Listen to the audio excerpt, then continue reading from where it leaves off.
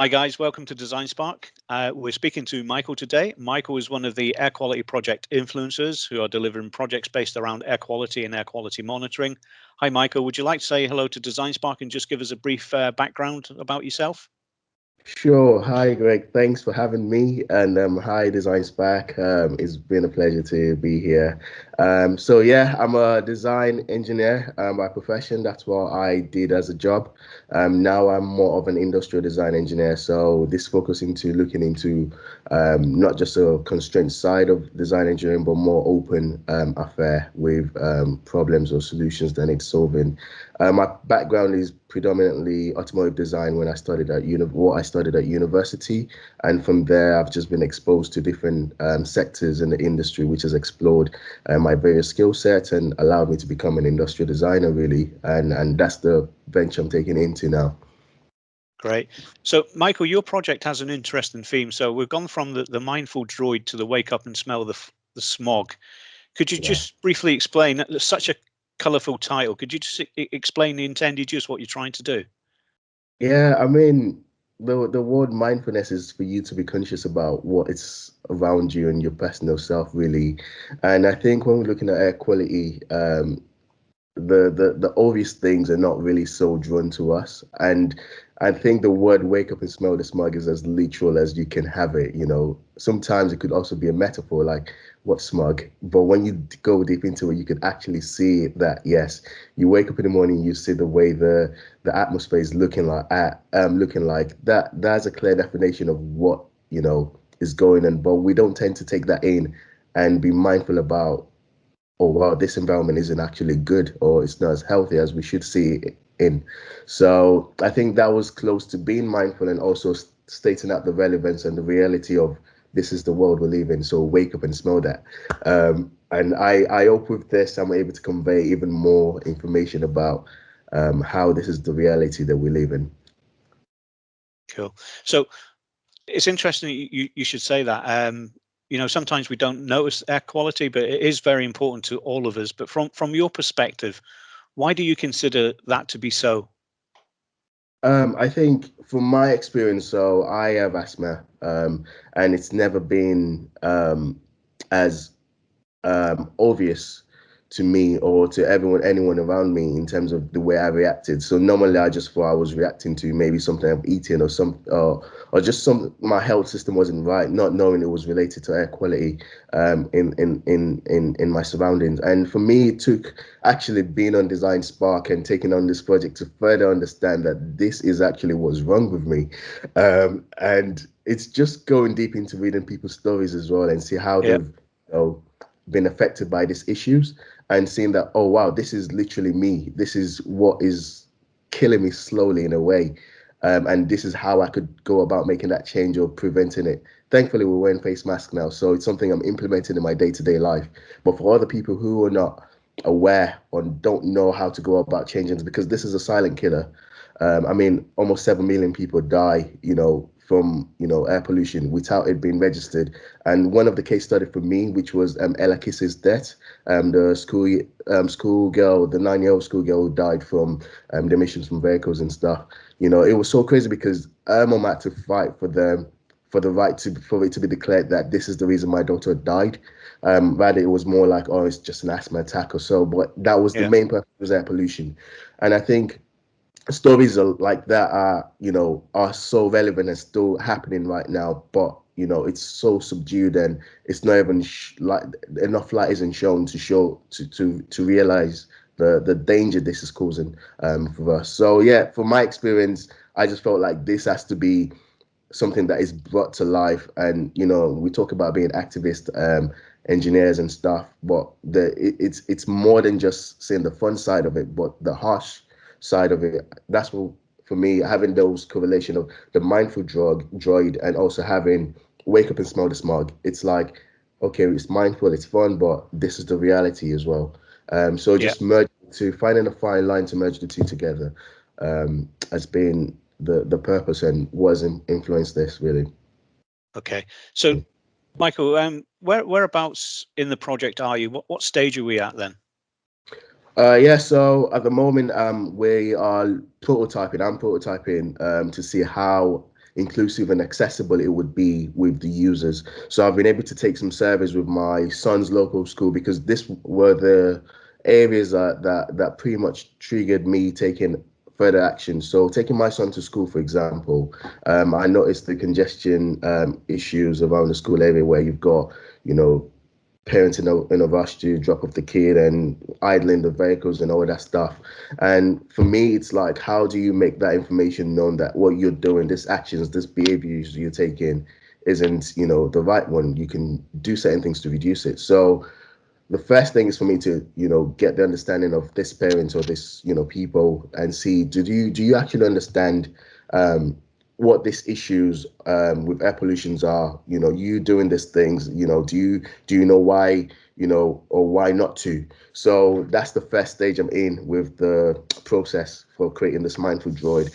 Is going to the school as well, getting them to give the teachers and students and parents a survey, which I've created for me to get response and understand, what do you actually know about air pollution? And that has, then helped me understand how best to create this IoT device, if you want to call it, to be more acceptable. And from even the conversations I've had with some parents, like, it's the list of their worries, it's the list of their concerns.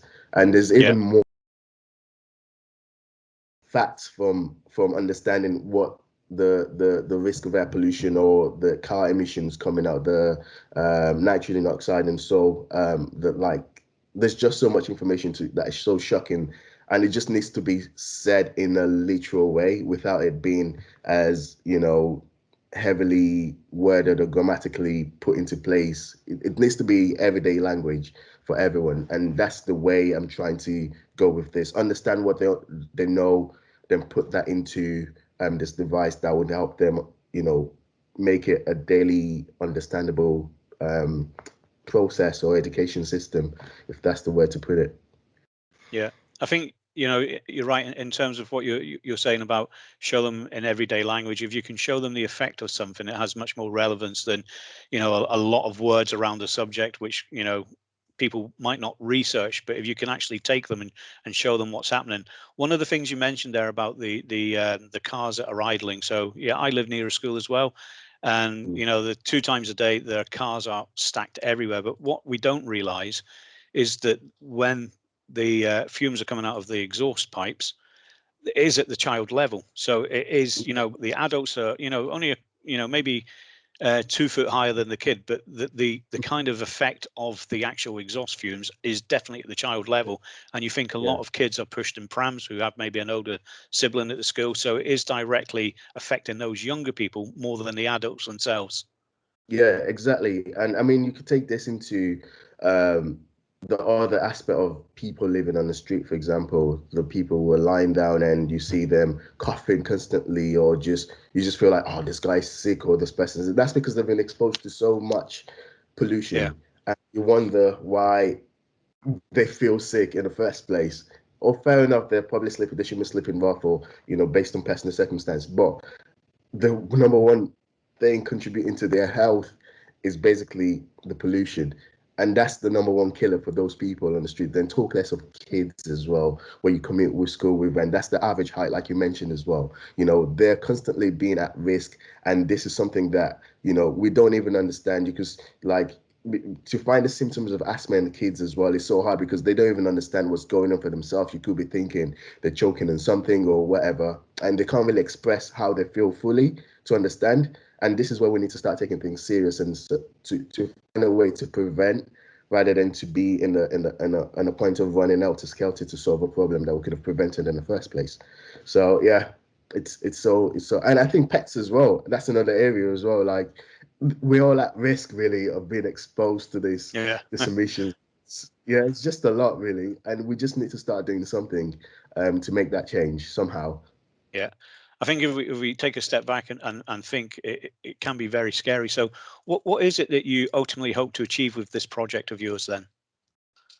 Yeah, I think touching on this and seeing how um, this can come to life is helping people realize that they can make a change as well. It's not just talking about air quality and how bad it is, but there are steps to take to change the behaviors behind the wheels, or how you commute from point A to point B. You know, at the beginning of this project, I thought about making something that tells drivers to reduce your harsh braking or take your feet off the accelerator or whatnot. But when I thought about it, being a parent myself, taking my kids to school and I'm running late, I would definitely ignore the rules about reducing brake, even though I know what I'm doing is bad. I would definitely not be paying so much attention. But the way to create that attention to help you understand how bad this is using the source, which is, for in this case, kids, for example, your kids, when they carry around the signage or the display to say, this is what this is doing to me, you are subconsciously triggered to do those things without finding someone to say, hey, stop this, stop that, stop that. You think about your kids and say, I'm idle, let me turn up the vehicle. There's this going on, let me reduce that speed. You know, that subconsciously just plays in your head. And there's a thing about repetition where you see so much information around you. And with this, a mindful droid, the aim is to have this with kids as well, like on the way to school, commute and come back. So you could constantly see it with them. And it would have a display saying, you know, for example, wake up and smell the smog, or reduce your speed, or do you know this is helping me live longer? But it's constant reassurance of words to help you take that data information in and helps you to subconsciously change your behaviors.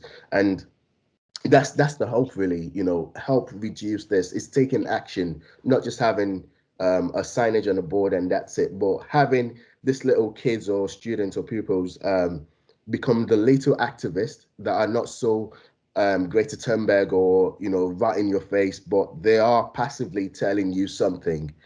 You know, that's where I think that change would be influenced. And for me, this is something I've had to do research into, and I have changed my behaviors about how I do certain things, and I don't think it's impossible for other people to do as well. Yeah. You know, so yeah, that's the hope, really. Just get, you know, this behaviors change gradually, then they can be able to say, these are the things I'm doing, this is what my child or my seeing this sign constantly around the school is helping me change my behavior, and it's now a normal language rather than it Yeah. being an artificial or superficial thing as well. Yeah. That is trying to get to you or get your understanding.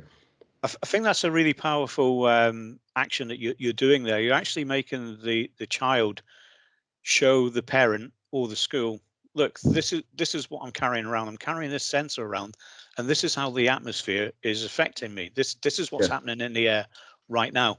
And with the weight of children, you know, like you say, with your effectiveness of lots of kids having these sensors on their backpacks, for example, they can yeah, be taking these in and they can be downloading data, and they can be showing actively yeah, the adults what's happening around the air quality around that school at these yeah. particular times. I think that's such a powerful message in terms of what you're saying there about being passive. The child being Mhm. the billboard for their own air Exactly. quality management makes a striking point. Definitely. I mean, it's crazy when you think about how the power of social media is changing and everything. And I can't remember the last time I saw something about air pollution without me actively searching for it that says, hey, reduce your driving, or do you know this is bad? Da, da, da, da. Like, there's no emphasis on that when we go on the internet and all that stuff and search the web, and this ad rolls and not following us. Nothing in that positive light. But when you have, exactly you said, the child or the children who are actually affected by this speak up in a passive way, it triggers something. It helps you understand, oh, this is what's going on. And also with the open the mindful droid as well is to help, you know, make sure it's open source, this data, this movement from A to Yeah, B, the map this areas as well. I mean, there's stuff out there already, but what I think would make it even furthermore of an activist product or device, not to go to, you know, um, contentious or so, but it's more about impacting change. So whereas, for example, where there's a school congestion issue, for example, and the air quality device, which is the mindful droid, will be able to detect and say there's a high level of pollution around the school this certain period of time, and that should be able to now take the information to the school authorities,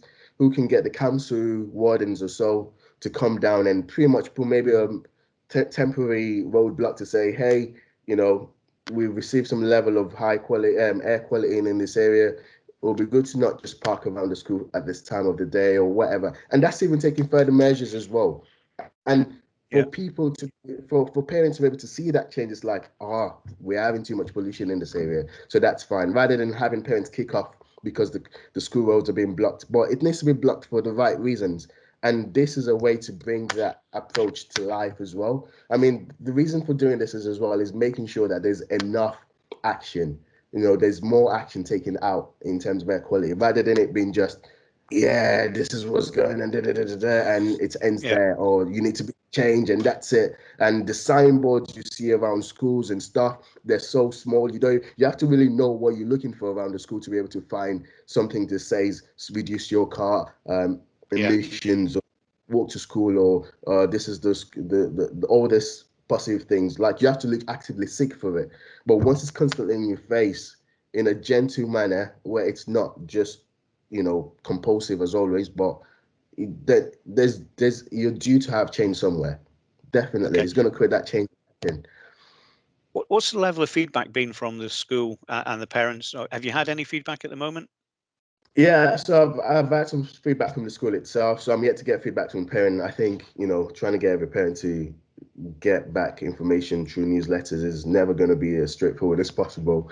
But Yeah. from the school, it's like, yes, this is important, and it's not just the school as well. It's based around, like you said, for example, you've got a house next to the school, and you possibly are affected by the air pollution around as well. So you've got Absolutely. Yeah. residents who are, pretty much want to reduce the congestion, if not the traffic. But it's a positive thing at the end of it, and at the end of it all. And most times schools are going for the green card award and all that stuff. I mean, this is a step towards it, but besides the green card award and all that stuff, but this is a positive step from what I've received, that it helps put parents reassured that the environment they're bringing the school into is not causing to the short-term lifespan of short like reducing the lifespan of their kids, basically. So it's improving it, and we know that they're not just taking actions, but everyone around them is taking actions towards reducing the effects of air pollution. So it's been a positive response, and it's something that the school is on board with, and they're definitely looking to get me to come there and have more conversation, and pretty much not educate, but just tell them what the reality is about air pollution, as we can't see it, but it is doing a lot of damage. It's pretty much a silent killer. Imagine Yeah. air pollution being COVID. Like, it's literally, I don't want to say air pollution is COVID, but it's literally, that's what it is. But the news has shown so much light to COVID, but that's what they should be doing with air pollution as well. It's Yeah. as pretty much as on par with COVID. So it's yeah, it's yeah, it's a lot. I think you make a really interesting point there when you're doing a comparison between air pollution and COVID, because people have now become accustomed to, like you say, wearing masks. So school kids going to school wearing masks.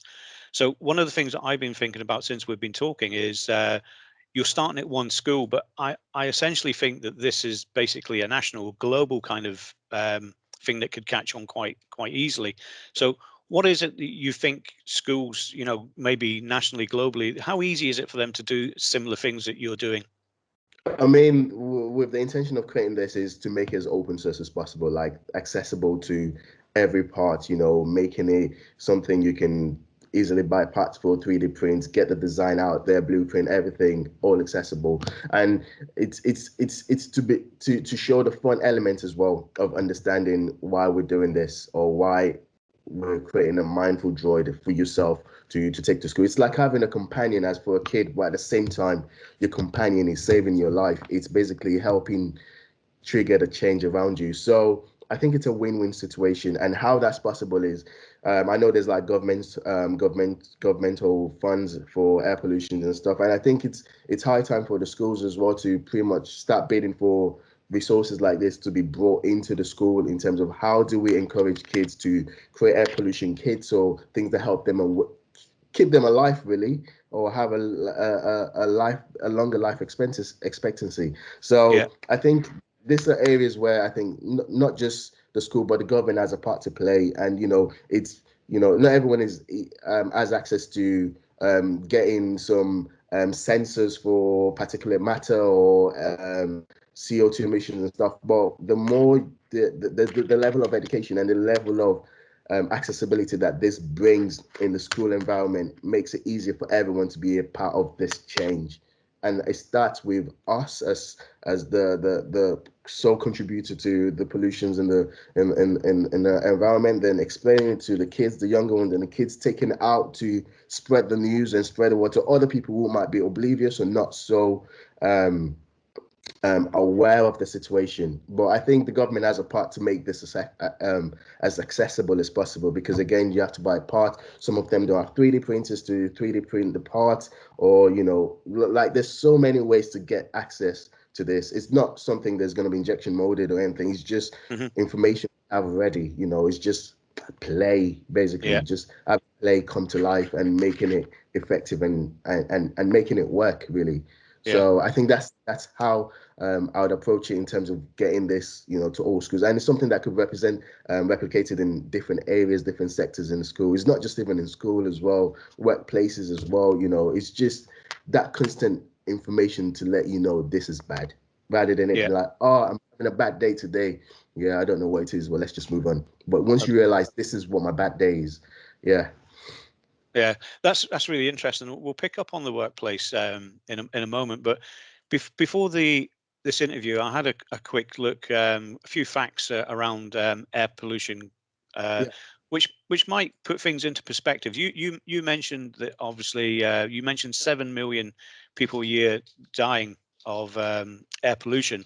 Mm. That's actually twice the level of what we know the current deaths were with COVID in 2021 to 2022 January, where there was 3.5 million deaths attributed to COVID. So it is a big killer on a global basis. But one of the other things that is really staggering is that over 90% of the people on the planet breathe polluted air.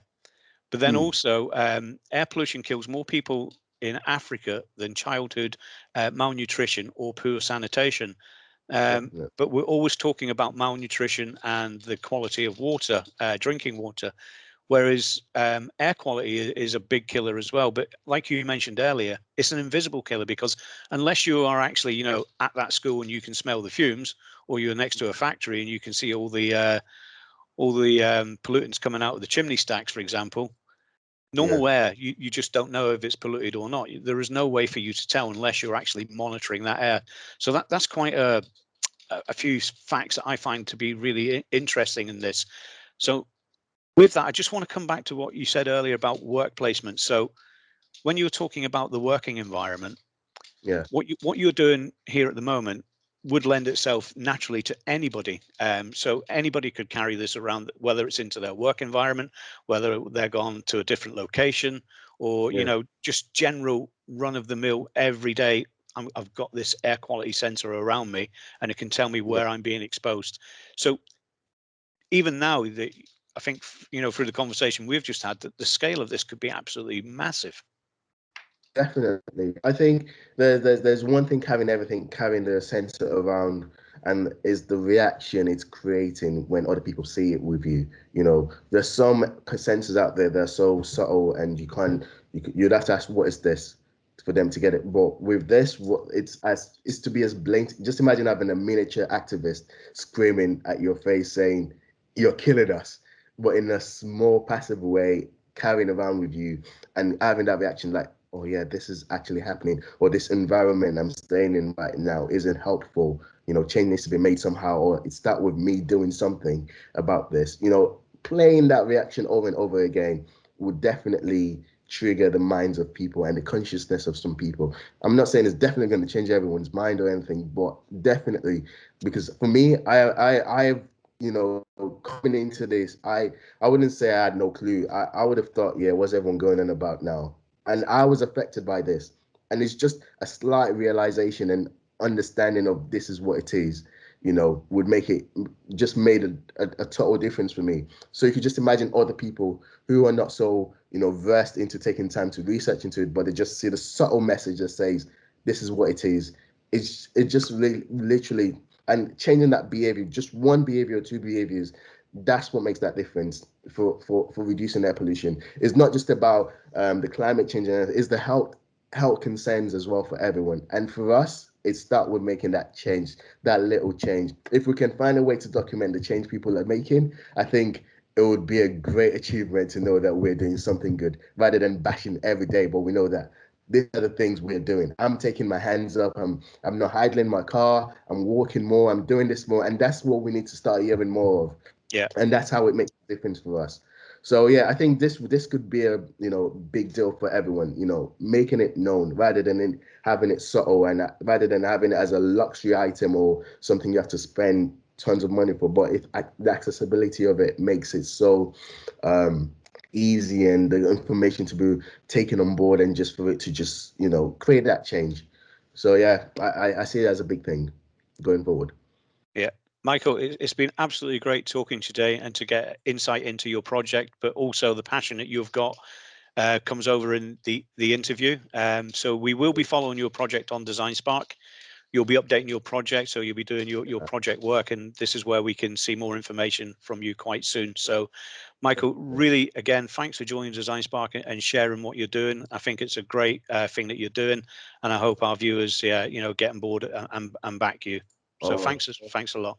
thank you, Greg. Thanks for having me. And I hope it does make the change as passionate as I sound. So yeah, hopefully it goes well. Cheers. Okay, take care. Cheers.